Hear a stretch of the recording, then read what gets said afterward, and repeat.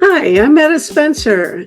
Today is a very interesting day because it's time for us to talk about firepower. And I've got a man here who's going to tell me all about two meanings of the word firepower. And it's really relevant to climate and to military matters, both of which are issues I'm supposed to be concerned with. So, hello, Simon Dalby. How are you? I'm just fine. Good to talk to you. Yes. All right. Now, Simon Dalby is not here. I shouldn't mislead you. He's on a Gulf island in British Columbia.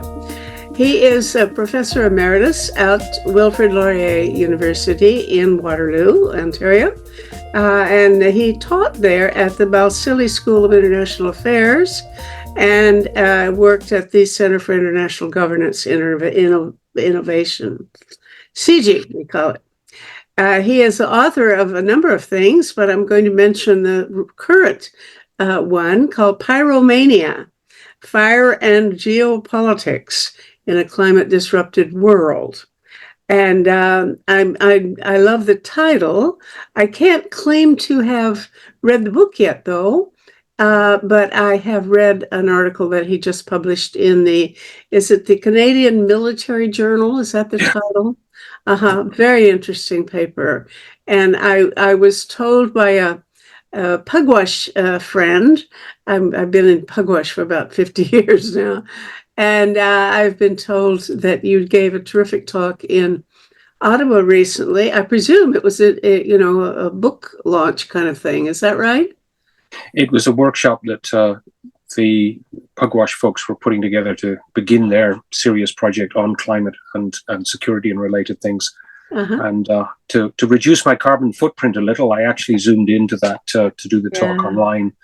It's something that allows me not to travel, but it also means I don't burn up as much jet fuel as I would if I actually did it in person. It's not fair to ask you to summarize your whole book or your whole talk, but give me a peek at it anyway. The book and the paper you kindly just mentioned both work with this double meaning of the word firepower.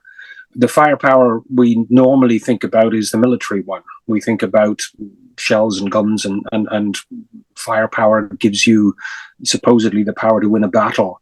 It's all about explosions and the use of combustion in its various forms, both in terms of detonations for explosions, but also, of course, propelling projectiles, whether it's missiles or artillery shells or even rifle bullets.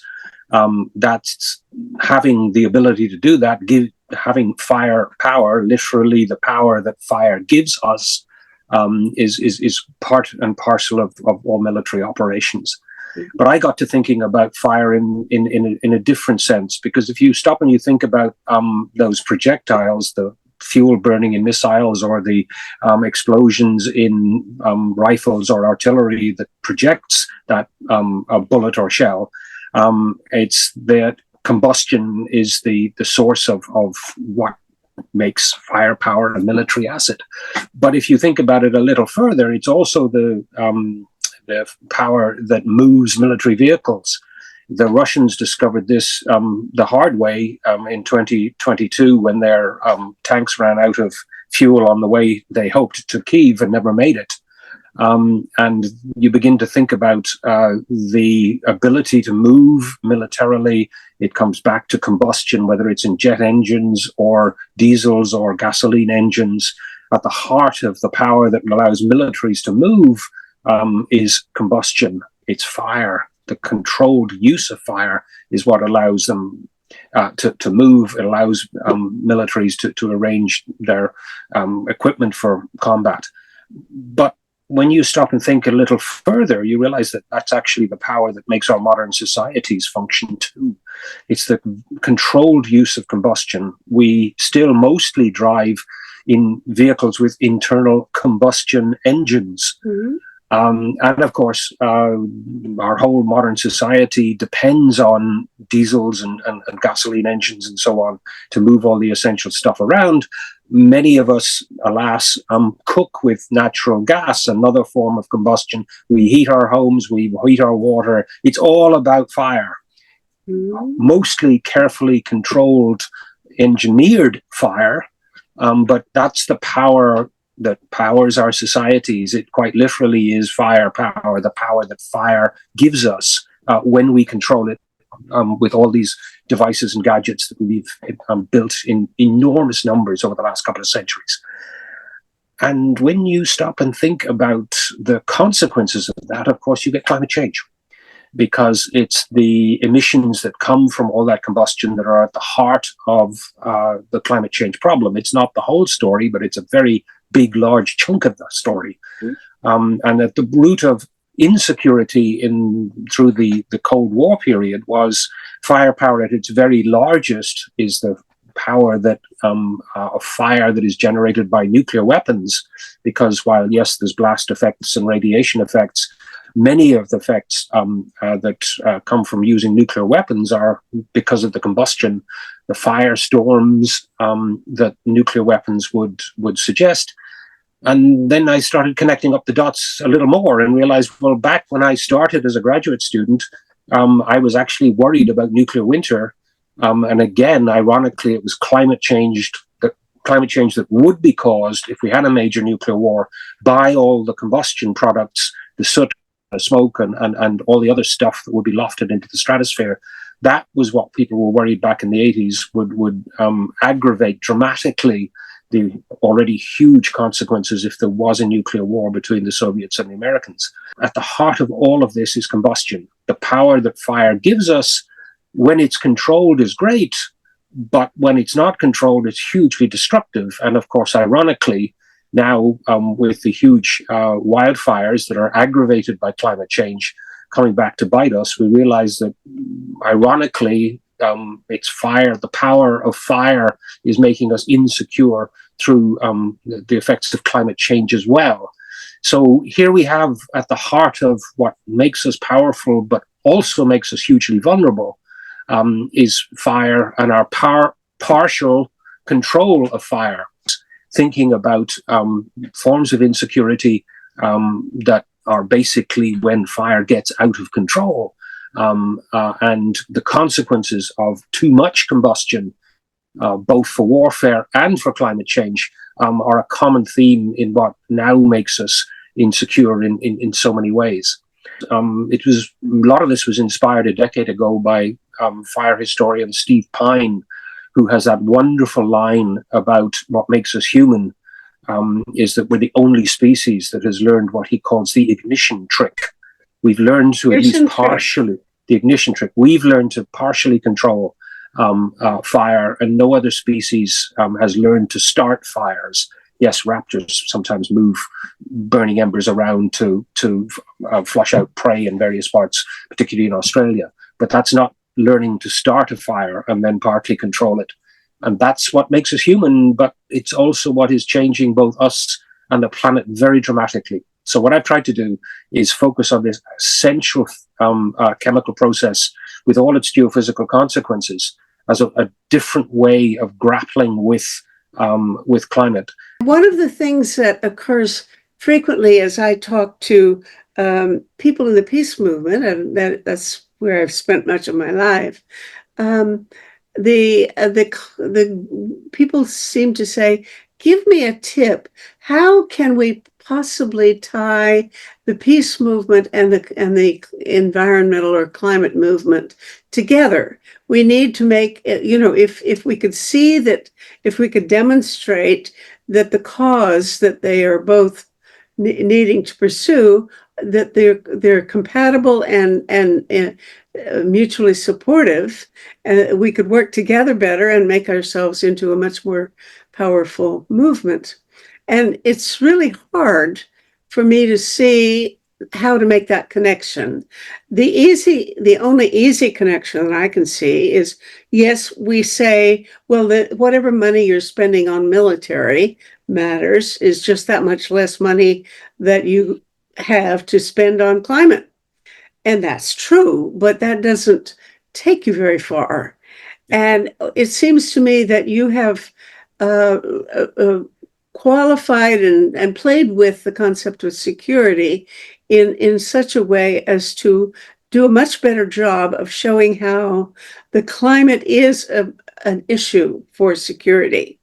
and that the military have the main responsibility for security and should certainly be thinking more about how what their part is in the struggle against the climate crisis. There's a number of ways you expand on that. I mean, yes, the military in many parts of the world has been taking this much more seriously than frankly, lots of civilian agencies, in part simply because when disaster strikes and civilian capabilities are overwhelmed, you call in the military. The Canadian military operates sort of aid to the civil power kind of operations under the code name of Operation Lentus. And in recent years, Lentus has been operationalized repeatedly, much more so in the last few years than it was in earlier times. Excuse me, but that's a new word for me. Is it an acronym or what? It's a military code word. They always assign a code word to particular kinds of operations, and this is the overarching one for the Canadian military is Operation Lentus. I have no idea where the term Lentus came from, but that's what they use. Okay. And if you watch some of the Canadian military websites, you will notice that there's repeated use of this term in recent years because they've been doing flood evacuations and trying to aid with fighting fires over the last few years on a much more frequent and bigger scale than they were in earlier years.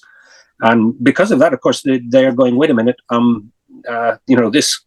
this climate thing matters because it's changing how we do our operations. Mm-hmm. And I mean, it's quite fascinating to talk to some of the military folks who've been involved in emergencies, particularly out where I am in British Columbia. The big fire up near Prince George last summer, when the military were heading for Kelowna, which is where they'd been asked to deploy to help. When they got there, the civilian authorities in British Columbia said, "Look, we have got nobody left. We're so busy fighting the fire here. We've nobody left to go and deal with that big one up in Prince George. Can you go up there and see if you can help?" And basically they turned their convoy around and drove north for 12 hours to Prince George because there was simply no civilian assets left. And they spent much of their time trying to coordinate evacuations and provide a communications relay there and do all that kind of stuff. Useful stuff. Thank goodness we have the ability to do some of this. But that isn't the prime mission for the military. It's supposed to be defense. And they're in fact being dramatically distracted repeatedly to go do other things, evacuate people, even provide water in emergencies in the Arctic in some cases. And so the American military has been all over this because they have over the last 15 years had repeated deployments to deal with disasters, and so they're starting to think much more seriously about this. But the crucial point is, well, actually, is this what militaries should be doing at all? We are simply not prepared to deal with climate change disasters on anything like the scale that we need to be. And as a result, of course, we have to call in the military to try and help, which is a damning indictment of the failure of civilian authorities to actually face up to the emergency that we're now dealing with.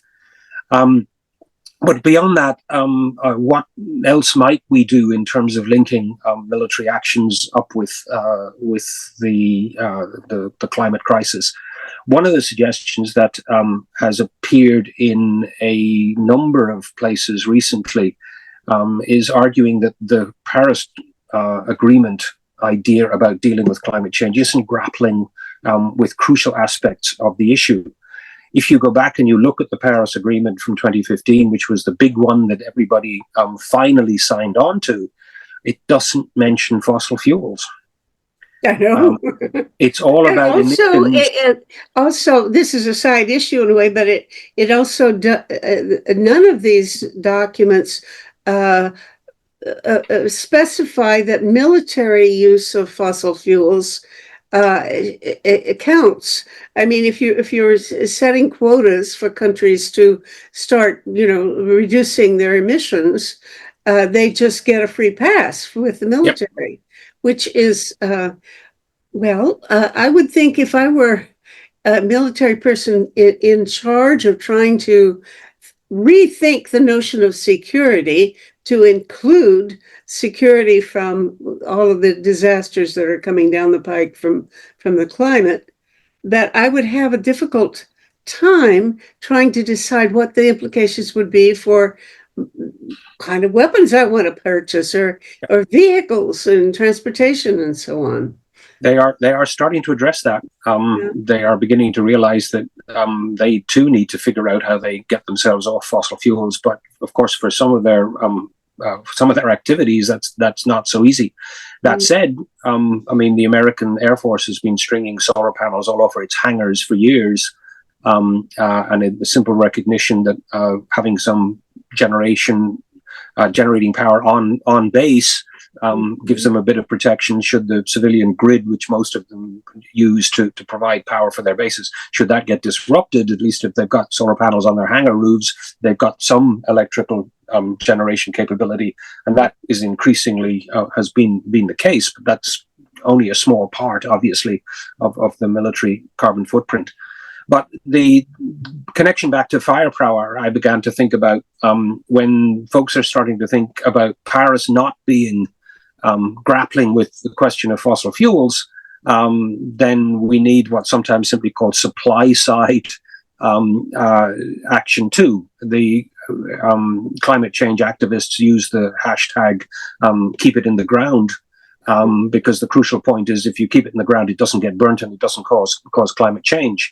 So how is it that we can tackle the fossil fuel industries and effectively phase them out? Because that is clearly what has to be done. The last couple of COPs, the big climate conferences, have finally got round to making it clear that this needs to be done against the vehement opposition of the fossil fuel companies and the oil companies in particular, who have effectively co-opted the COP programs in terms of setting the agenda and what gets agreed at the big conferences. But this has suggested to a lot of people that we need to focus on the production of fossil fuels, because clearly simply treating climate change as an emissions problem, a pollution problem, isn't grappling with the production of the fossil fuels in the first place, because if you keep them in the ground, they don't get burnt, so we don't have a climate change problem from them. The parallel there is quite direct, insofar as the whole arms control community through the period of the Cold War in particular was saying, well, if you don't make nuclear weapons, you don't have to worry about the consequences of nuclear war. Therefore, controlling the number of weapons that gets made and deployed is crucial to reducing the dangers of war. Well, the parallel is fairly direct with that other form of firepower, because if you don't get the oil or the coal or the gas out of the ground, you don't have to worry about the consequences. Mm-hmm. And when you start to think about this sort of instead of arms control, I don't think I actually put it in the paper, but I think about this in terms of fuel control. Because, of course, combustion is based on fuel. That's what's causing climate change. So reducing the amount of fuel we use is crucial. When you think about this a little further along, then the arms control community actually should have all sorts of useful skills and techniques to provide. Because one of the problems with climate change is how do you count those things called emissions? And that's tricky because pipelines leak. It's not clear how efficient things are when it comes to how much carbon dioxide comes out of a particular fire. Counting all that stuff gets really tricky. But it's a whole lot easier to count tankers and pipelines and refineries and coal mines. You can monitor that in similar sort of ways to the ways that these things were counted and monitored in the nuclear arms treaties of the 80s and the 90s. You can spot all these movements of tankers and trucks and things with satellites, so you can actually count and monitor the production and the distribution of fossil fuels much more easily than you can actually monitor emissions. That's the pollution at the back end of the problem. So if we could convince governments that they really do need to stop producing fossil fuels, then the whole way of thinking about arms control, monitoring, national technical means was the term from the Cold War, about getting a really good surveillance system in place to make sure that nobody was cheating. The parallels there are actually very, very considerable. And the arms control community then could use some of its skills and its techniques. In the article, you sent me your paper, and you referred me to the article by Charbonneau, I believe, who was the editor of the journal that you were published in.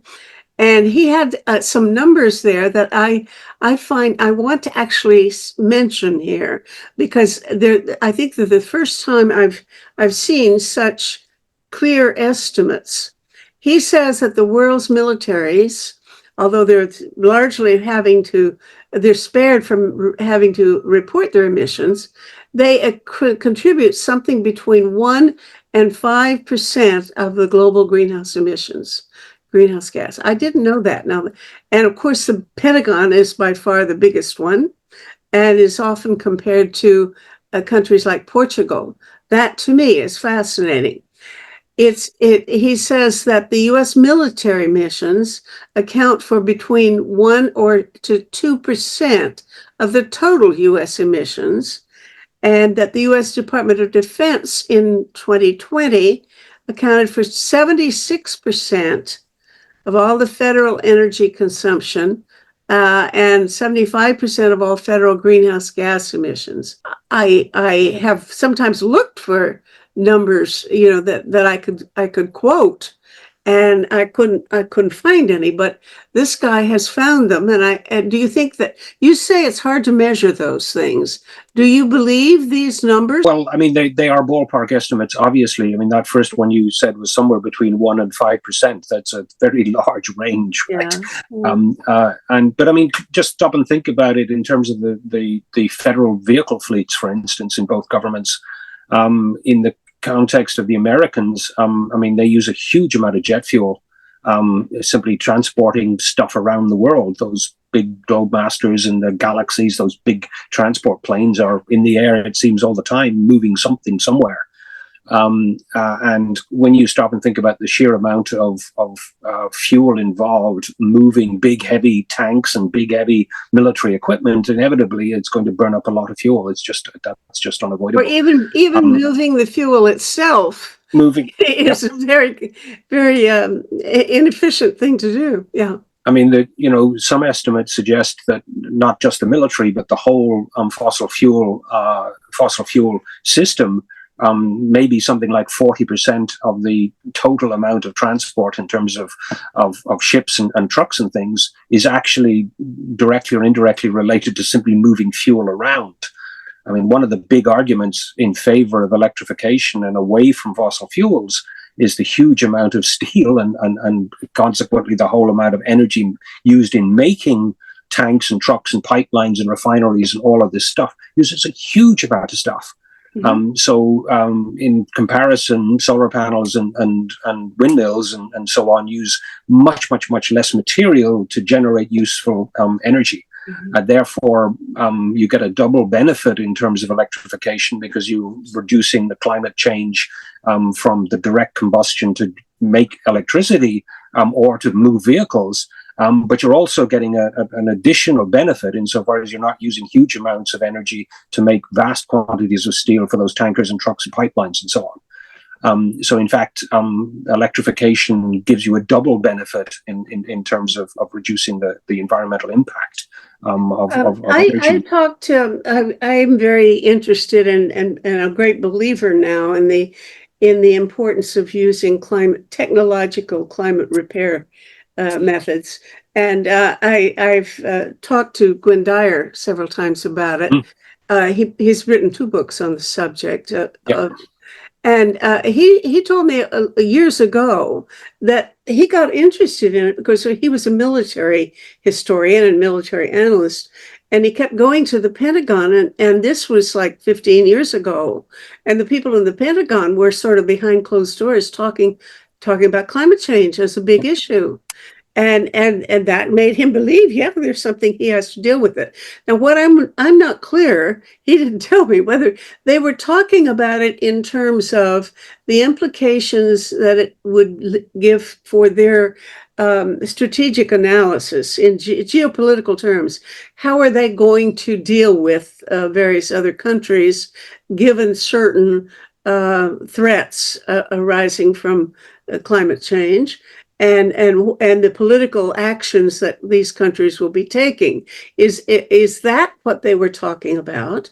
Or were they already talking about what you have sort of mentioned, is that it's going to even impede the kind of equipment and weaponry that they use in handling these matters militarily? I don't know whether it seems to me, I have never heard of a military person. I don't know that many of them, to be honest, but I've never heard any of them talking about, we've got to redesign how we fight because our weapons are too have too heavy carbon footprints, and so we've got to change our weaponry, and we even need to really. This may have some implications for our geopolitical decision making. How we're going to interact with other countries in certain threats, because we can't afford to do the kind of fighting that we are used to doing. I haven't heard anybody talk that way. Have you? There's not much talking about that until fairly recently, when even NATO is now beginning to think seriously about how to reduce the carbon footprints of the militaries. Mostly the argument is, well, if everybody else is doing it in society, the military has to do it too. And certainly younger generations of soldiers are far more climate savvy than the senior commanders. And, they are looking at, well, what are we doing? Are we actually making matters worse, supposedly providing security? But if we're wrecking the climate and how we provide security, well, this doesn't make much sense. So there's certainly that conversation has increasingly been happening within the military. On the other hand, the pushback is, well, in a war, survival of your troops and killing the enemy has to be the priority.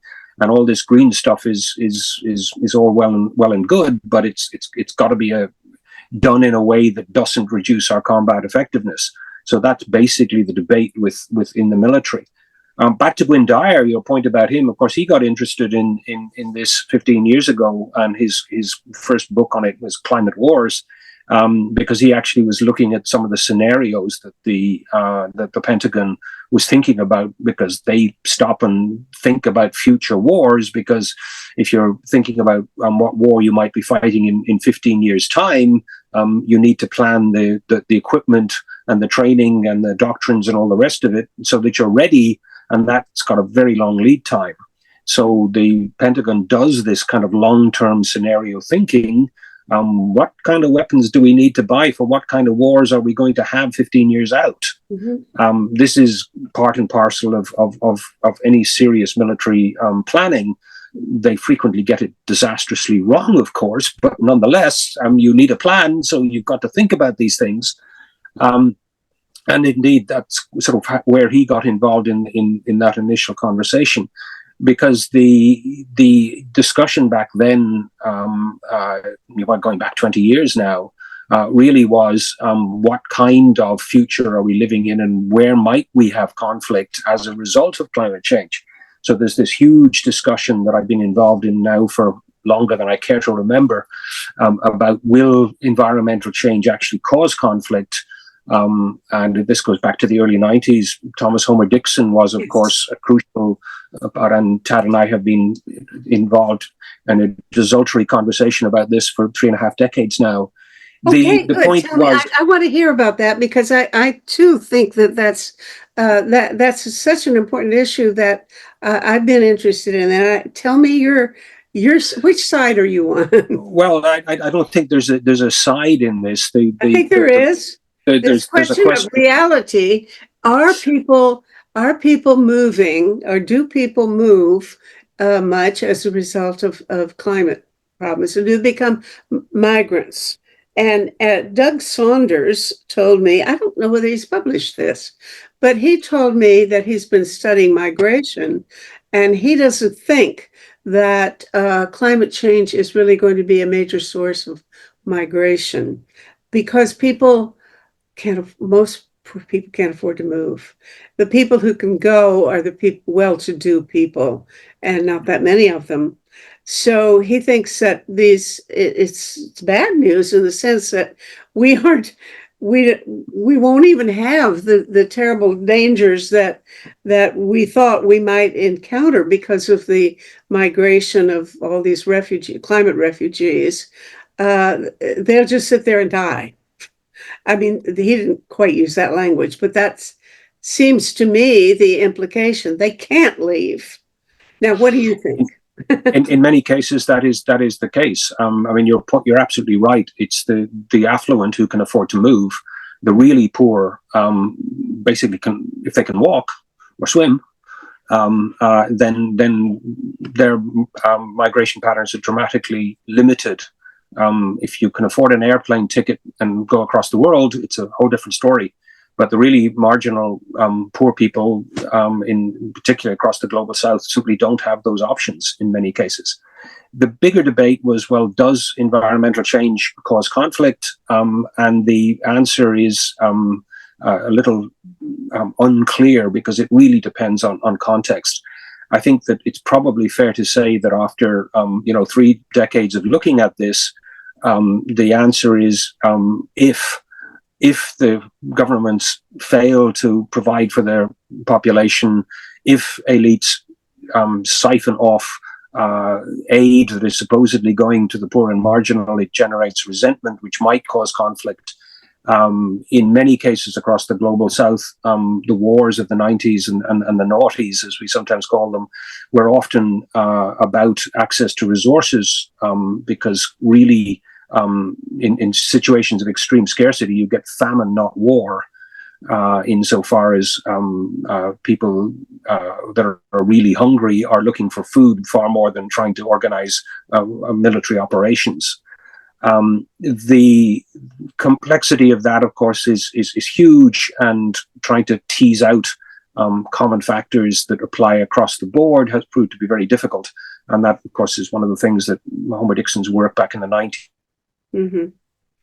Yeah, I remember talking with Tad Homer Dixon about that, and at the time I didn't think his case was as strong as.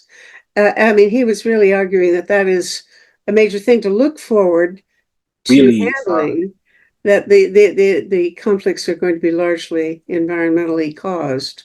And I don't know. Well, I mean, I tend to look at it the other way around, because insofar as there's insecurity from climate, it's not about poor people in the global south fighting. It's about us and our consumption of vast quantities of fossil fuels is actually disrupting agriculture across the global south as well as in other places. So we've got the causality backwards on this. If we're serious about climate and security, it's the consumption of fossil fuels that's the issue, and that needs to be addressed. Worrying about some of the disruptions caused in the global south as a security threat to us is much less important than recognizing that we have to deal with the fossil fuel question. Then it's us in the global north that are predominantly using fossil fuels, or historically have. The issue now for across the global south, of course, is their development strategies have to be in ways that don't use fossil fuels. We need to get solar panels and windmills and whatever to the big cities of the global south as fast as possible.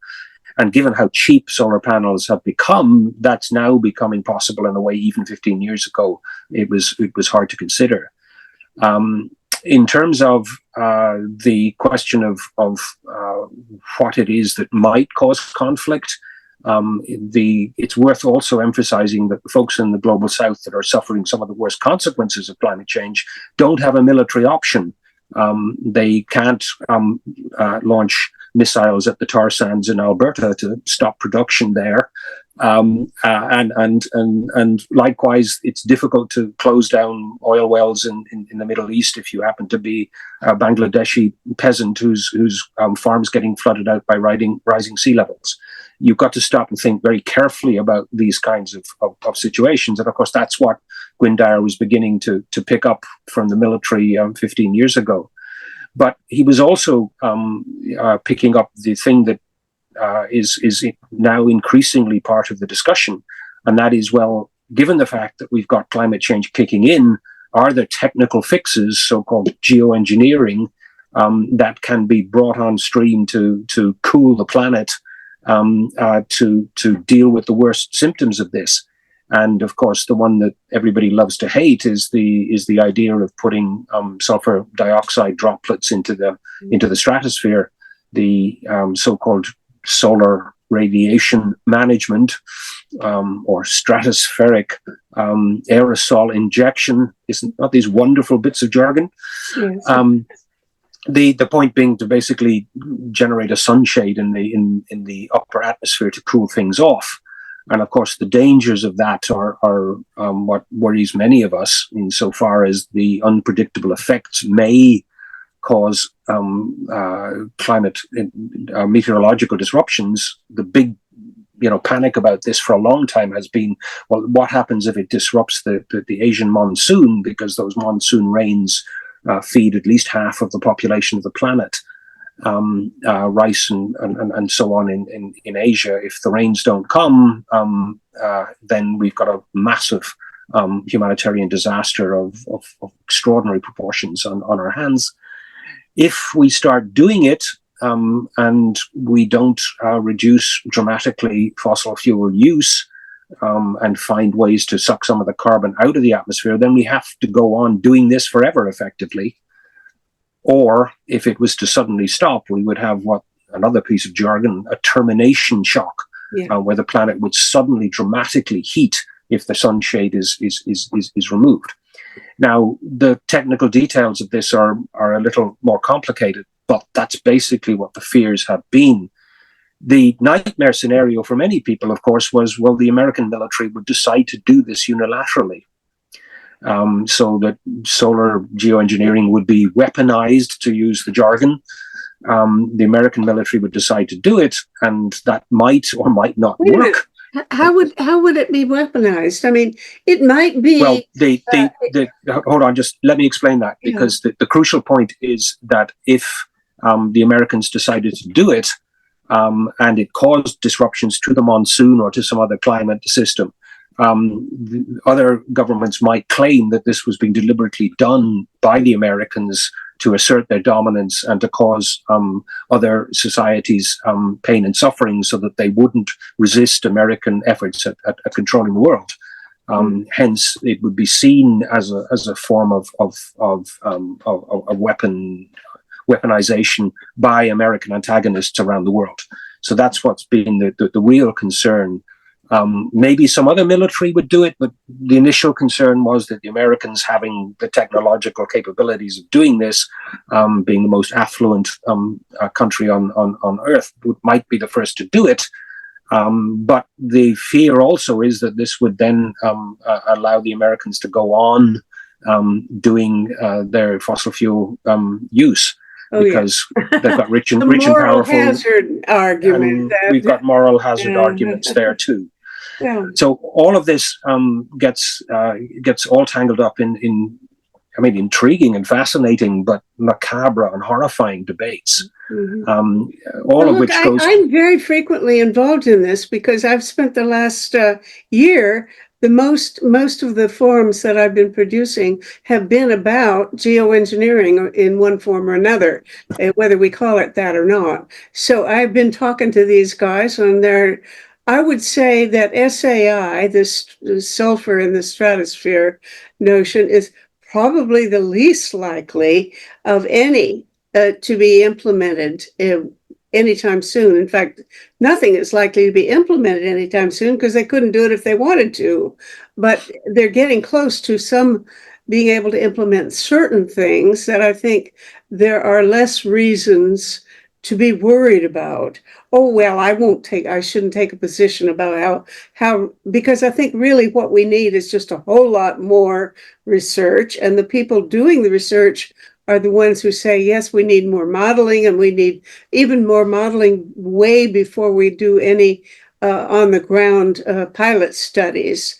But I think that I think the people that I know who most approve of this, I'm thinking, for example, I had a conversation with Hugh Hunt at Cambridge, because the people at Cambridge, University of Cambridge, are promoting it, if you might say.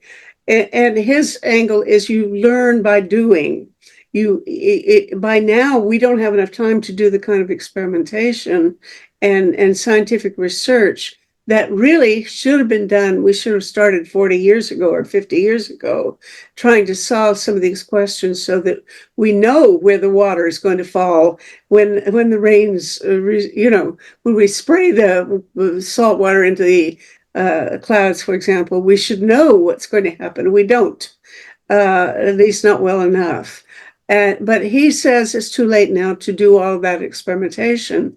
But just start off small, do it a little bit, and gradually work your way up. And then if you're going to have a bad problem, it will eventually show up, and that's when you know you've learned something from it. And I think that's true. You don't dive into a swimming pool without sticking your toe in the water first to find out what it will be like.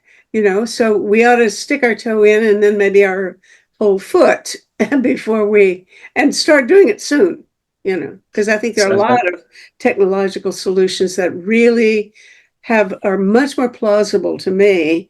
But then, who am I to have an opinion? As a teenager, I forgot to put my toe into the water in a swimming pool once, and I dived in without checking the temperature of the water, and boy, did I get a shock.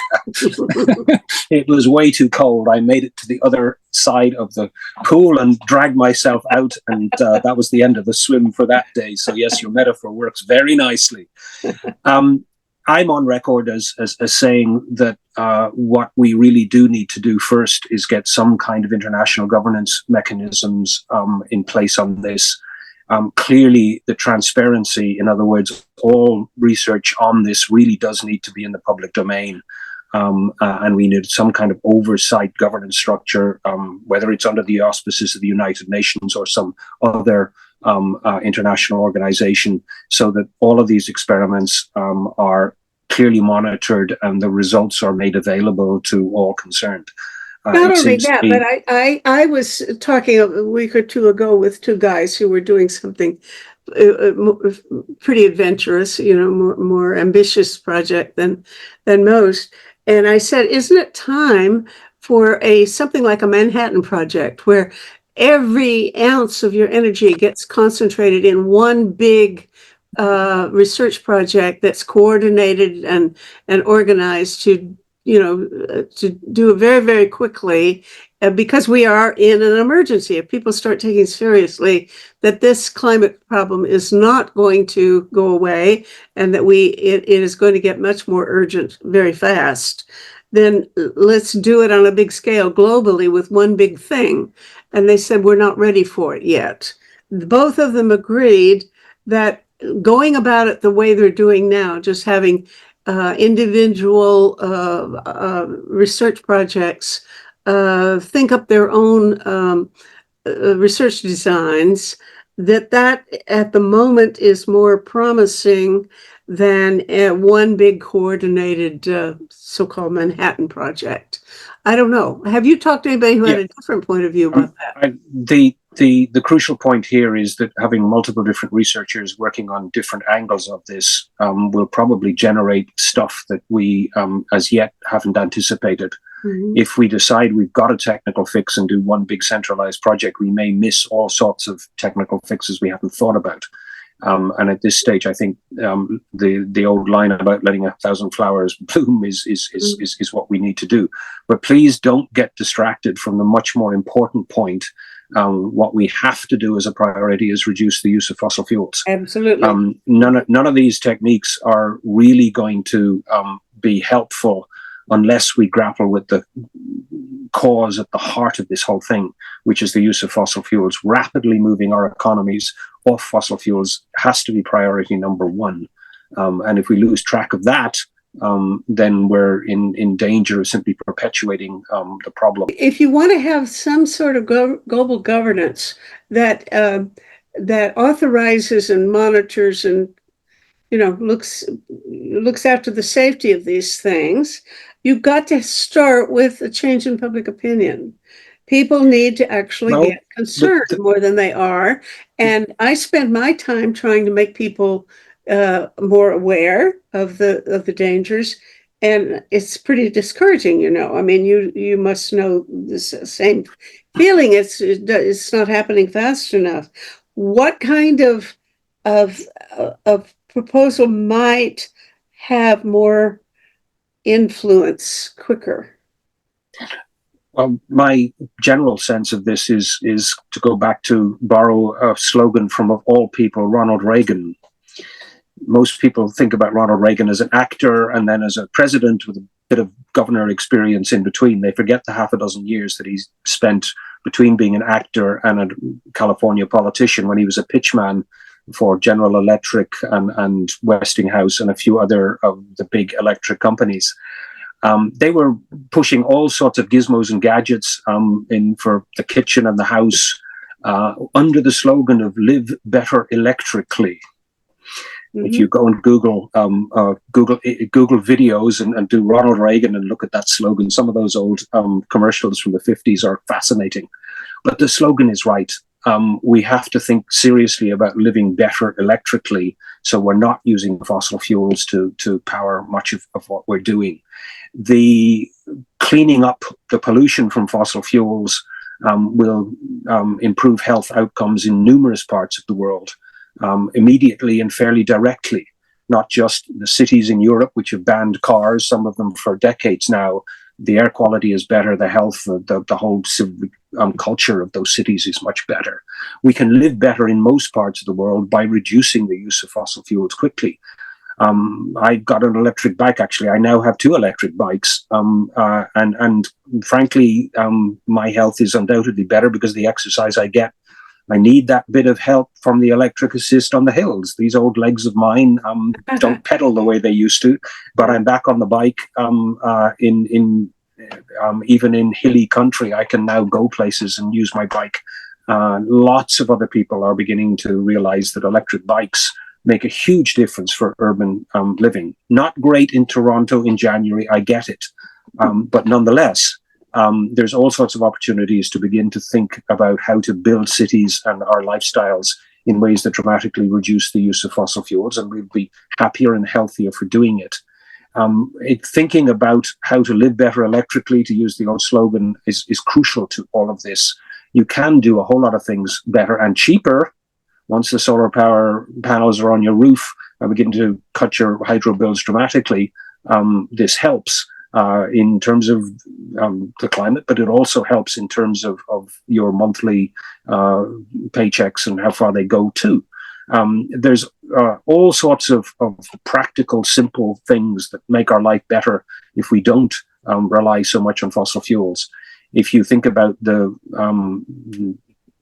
Lancet studies about the early deaths caused by fossil fuels, they're talking about millions across the planet every year are dying as a consequence of the pollution coming from fossil fuels. Now, never mind the long-term climate impacts. And I think we need a cultural change where we can do an awful lot of things better if we reduce the amount of fossil fuels we actually use in our lives. Electric vehicles are clearly a better option than internal combustion engines, but unfortunately, North Americans can't get access to a lot of the cheaper, better ones because of all the tariffs on Chinese imports and such things.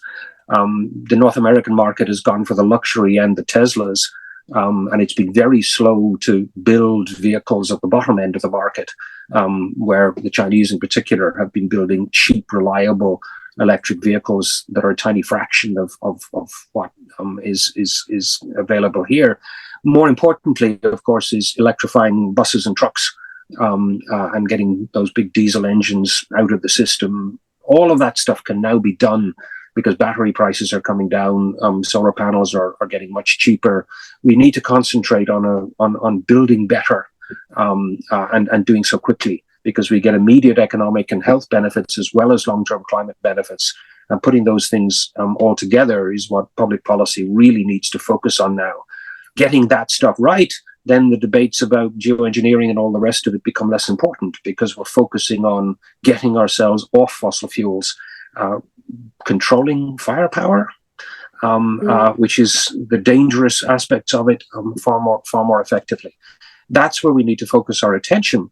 And the slogan from Reagan works perfectly: live better electrically.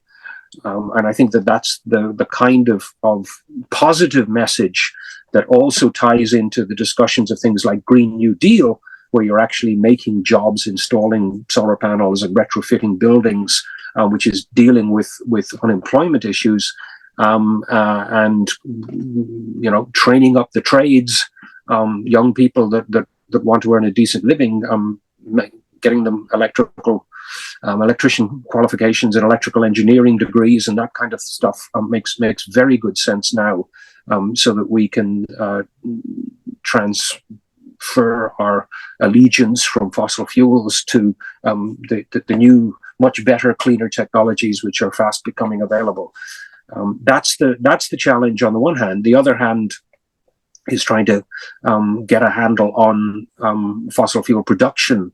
And that's, of course, where the whole idea is about non-proliferation treaties, not expanding fossil fuel production, link up back with our discussion about security and the security sector and the arms control community. Okay, I'm much more inclined to see promise in this attempt to change the structure of geopolitical realities than in persuading my neighbors to use a different kind of vehicles or anything else. Change our lifestyles. I'm not inclined to go around turning light bulbs off as much as I should.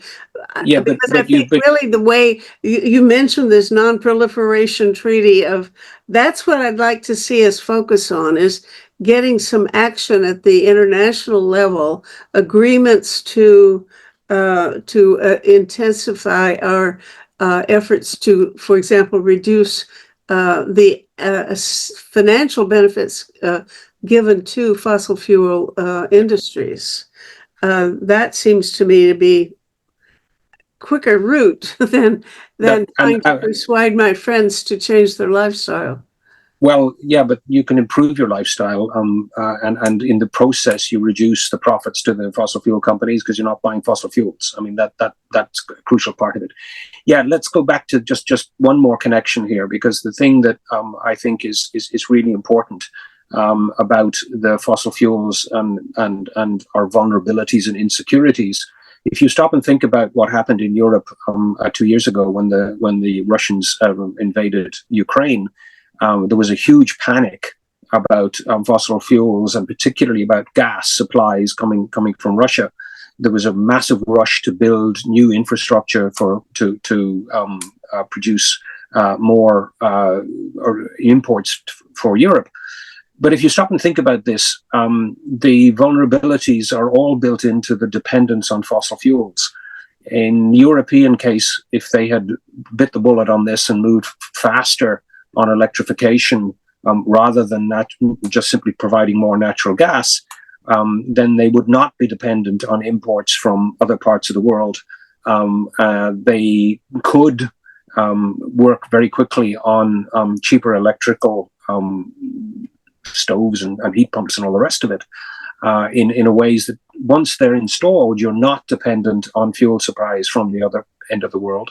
You're not dependent on fluctuating prices for fuel. This is the point that the Brits should have learned over the last couple of winters, where prices for electricity and for gas and oil fluctuated all over the place because of uncertainty about markets and imports. Get yourself off this. You've got better financial security, you've got better health outcomes, and you've got better climate consequences. If you can then, introduce the mechanisms you were just talking about trying to improve the geopolitical situation, well, if you're not dependent on fossil fuels, it gets a whole lot easier. Because you're not sending expeditions into obscure places to ensure that the fuel continues to flow. And if the Houthis decide to send a few missiles at ships in the Red Sea, well, if they're not carrying fuel, you're not dependent on that kind of disruption to your fuel supplies, because the sun and the wind is what's generating your electricity. Yes, you need to have a supply of spare parts, and you need to have those trained electricians to fix the solar panels if something lands on one and breaks one. But if one's broken and you've got 15 on your roof, you've still got 14 working.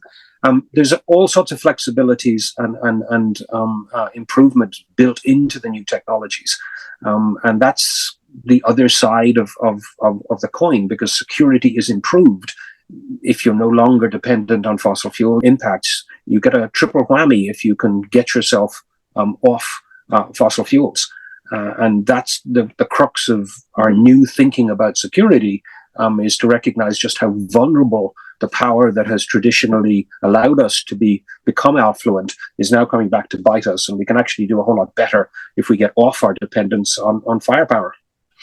That's true, and I love what you're saying. I'm not sure that I think I want to pin as much of my hopes on it as you do, because I think it's too late to get there just with that. However, that's a whole different conversation. Is anybody in Ottawa especially interested in what you are writing, or did anybody pay much attention to that journal, which was that one issue of the journal was specifically about security and climate, the relationship between that and the military. And I just, it's not caught on in any circles that I've been frequenting. And I just wonder if you know of places where they're really taking these considerations much more seriously than I'm aware of. It's too soon to tell on the journal article. The Canadian Military Journal issues just out 10 days ago, 2 weeks ago. So it's far too soon to see how much uptake that's going to get. And the book is out now 6 months. I'm not quite sure who's reading it. I know a few people are. I've been involved in a number of conversations with the small but growing Climate Security Association of Canada that is spun off in part from the fact that Canada is now hosting the new Climate Centre of Excellence under the auspices of NATO. I've met some of the senior bureaucrats in Ottawa that are sort of raising an eyebrow and going, "Ooh, we need to think about this." So clearly there is some uptake there. We do still live in a country that is dominated by the fossil fuel industry. The folks in Ottawa seem to have great difficulty grappling with how to tackle the Alberta problem, and the fact that the current Alberta government is a wholly owned subsidiary of the oil industry. To a very substantial extent, unfortunately, this country is still a petro state. The focus on emissions is good. And the climate change initiatives, both from the feds and various provincial governments, are beginning to tackle our consumption end of this. What Canada has not done, and this is what we really do need to bite the bullet on, is dealt with our problem with production, because we are producing fossil fuels. Stephen Harper, remember him when he was Prime Minister, seemed to think this was a point of pride, that we were an energy superpower. As far as I'm concerned, it should, in present circumstances, be a matter of shame. Yes. The fact that in the context of climate change, we have an economic model that still depends on digging this stuff up, with huge damage done to the Alberta environment, massive emissions as a result of processing this stuff. Should be a matter of great shame for all Canadians, because we should have moved past this a generation ago, and we should certainly not be continuing to advocate the use of fossil fuels. I agree with you completely, and I'm very glad to have had this opportunity to talk about it. So good luck with the book and with your effort to light fires under people, other Ah, people. And we will perhaps have another conversation another time, if I may. Everybody should go out and buy his book, Pyromania. This is Simon Dalby's book. Who's the publisher? it's published by a little outfit called Agenda in Newcastle in England. It's available online easily in Canada, but there are some distribution problems with bookstores. So please do order it online. The millions of people watching this are now all going to rush out and buy your book. I hope so. We hope. Good luck. Thank you very much. I've enjoyed Thanks, Meta. it so much. Good to talk to you. Appreciate it. Okay. Bye. Bye-bye. Project Save the World produces these forums. This is episode number 623. You can find them all on our website. Just go to savetheworld.ca and look at the scroll window on the homepage. You can scroll around until you find a topic that interests you, and then click, and you can watch the forum right there. Project Save the World also produced a short course for people who want to become leaders in the movement to repair the climate. This course is available free of charge on the online learning platform Udemy. It consists of 5 short lessons about the use of soil amendments as a way of removing carbon from the atmosphere and sequestering it in the earth, thereby improving agriculture and increasing the world's food production while reducing the need for synthetic fertilizers. The course is entitled Become a Climate Change Influencer, and you can learn more about it at this link, www.udemy.com/course/become-climate-change-influencer. Finally, Project Save the World also produces a quarterly online publication, Peace Magazine, which now serves as a free of charge newsletter to help mobilize knowledge about 6 global threats to humankind. We gladly email the magazine as a PDF or link to any interested organization in the world that works to prevent a global catastrophe involving war and weapons, global warming, famine, pandemics, radioactive contamination, or cyber risks. Just email us at office@peacemagazine.org and we'll add your group's email address without charge to our list. For individual subscriptions at $20 Canadian per year, go to pressreader.com on your browser and search for Peace Magazine.